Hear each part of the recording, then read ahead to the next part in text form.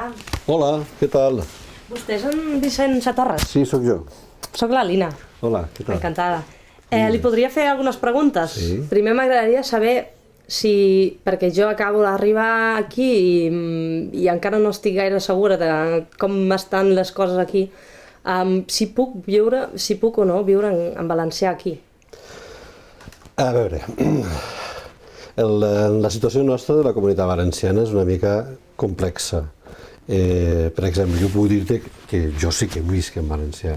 Visc en valencià perquè el meu treball està vinculat al valencià i visc en una família, en un ambient, també soc d'un poble, visc a la ciutat però també soc d'un poble i puc viure en valencià. Ara, evidentment, la situació sociolingüística de la comunitat valenciana és bastant complexa i sobretot en les grans ciutats, no? La ciutat de València o Alacant, per exemple, encara pot ser més complicat, pot resultar una mica difícil viure plenament en valencià, no? En aquest punt m'interessaria saber qui hauria de garantir aquest dret.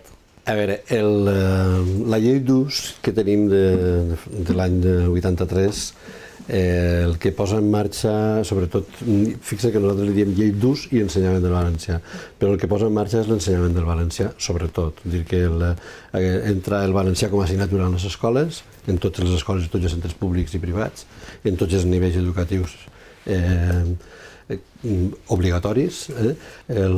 Bàsicament, la llei el que fa és començar a estendre el coneixement de la llengua, que fins als anys 80 era un coneixement molt reduït per la població a nivell alfabetitzat, és a dir, la gent no sabia ni llegir ni escriure en valencià, no? I comença a haver generacions que saben llegir i escriure a partir de l'any 83.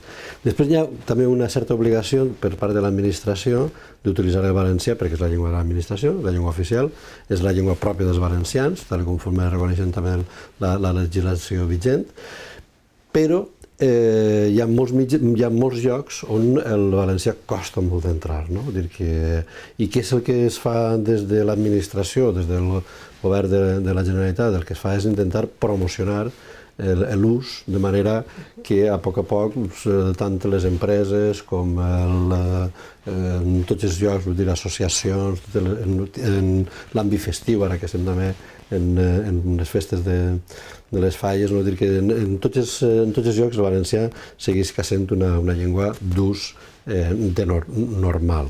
Un últim detall vull regalar-te per a que tingués coneixements de les coses que nosaltres hem fet per a integrar els alemanys en la nostra comunitat. Que bé, moltíssimes gràcies. I les dades de l'última enquesta de 2010. Perfecte, això m'ajudarà molt al meu viatge. Moltes gràcies. Val, a tu.